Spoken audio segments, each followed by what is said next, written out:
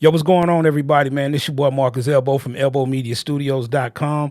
Today we got a pretty serious topic to talk about, man. So you need to chill. Oh, don't forget, all we do over here is keep it crunk, man. Let's go. Yo, yo, yo, Elbow Media Studio. It's starting to become an issue with these sites with these royalty-free samples. This is starting to become an issue. It's crazy because us as content creators, we're seeing it a lot. But even the producers, when trying to promote their music on Instagram, Facebook, different places like that, they're starting to see that they're getting some copyright infringements. They're starting to get their stuff muted, taken down, whatever. This is an issue. The crazy thing about it is you think in your mind royalty free. So if it's royalty free, then why am I seeing any issues, or why are people telling me that I'll have some type of copyright infringement when I paid this site to use their samples, which once I use them, they become mine?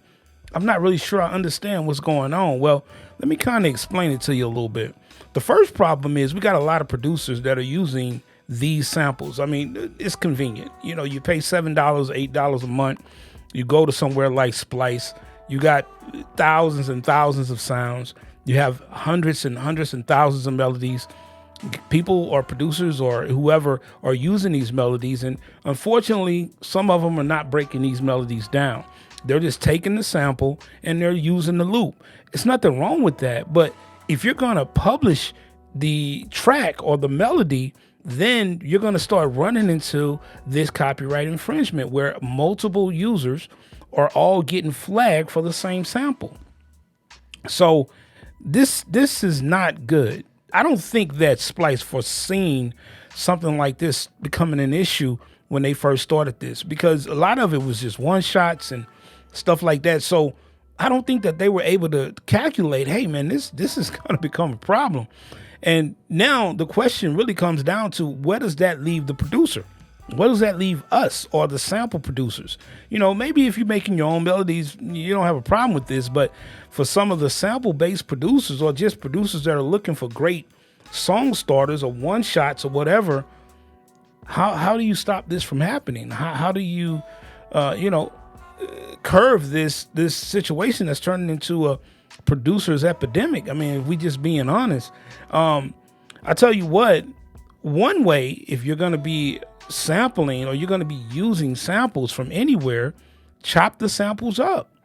Take the samples, chop them up into little bitty pieces, reconstruct them, and then use them that way. And then that can help stop the copyright infringement and you not being able to take a beat that you originally made, that you've paid for essentially through a sample-based website, royalty-free, and you can just chop it up and then, you can kind of get away with that. You know what I mean? The other option is don't use the samples that are melodies. Just get away from them. Start working on, trying to use your own stuff, which I know everybody can't play, but, if you don't want your stuff getting taken down and you don't want people to start reaching out to you talking about lawsuits, which they can't really do that, because if I use a sample and you use a sample from Splice, you can't sue me because we both are paying for that service. You know what I mean? But yeah, you just got to chop them up, for producers. Now, for content creators, it's a little weird because we like to go live, especially me. I'll go live and I'll pull from Splice and I'll play around with a sample before I even chop it up, and then I'll get copyright infringement. Now, not the weird thing, but the thing about YouTube is, if they hit you with a copyright strike, sometimes or most of the time, it's not detrimental. So they're not going to take you down or stop you from uploading videos. But what happens is that the person that is claiming that that is their sample will essentially take the revenue from that video or that stream, which is not cool, because if it's a person like me that used a sample and yet I'm getting raw, let's just say you got 1 million subscribers and whoever that person is doesn't have that many subscribers. You see where I'm going with this, right? Then the person, just because they claimed it, they automatically get revenue from that. And all they have to do is just say it's theirs. They don't even have to prove it. I have to, as the creator, I have to dispute it in order for it to go away. And even if it goes away, because once I dispute it, the person that claimed it has to say, you know what, you're right. We both use that sample from Splice. It's cool. But if I'm getting millions of views and you're only getting 5 views, how long is it going to take you before you tell YouTube, hey, that's cool, he could have that. Now, I think what YouTube's figured out is this is starting to become a problem. You have these bots out there that are, flagging content and flagging these samples, and they're just really just stealing money from people.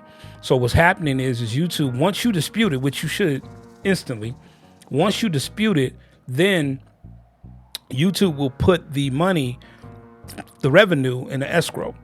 And essentially that money will sit somewhere until we work out the dispute, which is cool. Don't get me wrong. But if I'm banking on making money from these videos, then that can eventually become a problem, because now I have multiple videos that are just sitting collecting money.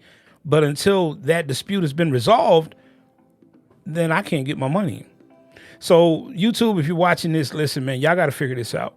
I know that the whole ID and the content ID or whatever that's really here to help artists protect themselves is great, but you have to figure out these companies out here that are stealing from essentially creators that are working hard to put this stuff together, and they're just being bamboozled, or they're being robbed of their content because of a glitch in my mind. So if you guys can fix this would be great. But in closing, we have to start being very, very careful as producers and content creators when it comes to what sites we're using and what samples we're using. You can't really gauge how many people then downloaded the sample, so you really don't know. So the best thing to do is to chop it up or avoid it altogether until you figure it out. All right, man. Listen, I hope y'all learned something from this. I love doing videos like this. So if y'all like this type of content, get down in the comments and let me know, and I'll definitely make more videos like this. All right, man. This your boy Marcus Elbow. I'm gonna get up out of here. Don't forget, go stream the Beat League album right now. It's streaming on all media platforms. You're probably listening to it right now. I'm putting it in every video I do. We have over 42 tracks, 12 producers. It's a dope project. If you want to come join the Beat League, you can do that as well. I'm gonna leave that in the description as well. So come join us, and I appreciate you watching the video. I'll catch you in the next one. All right, man. Peace. I'm out.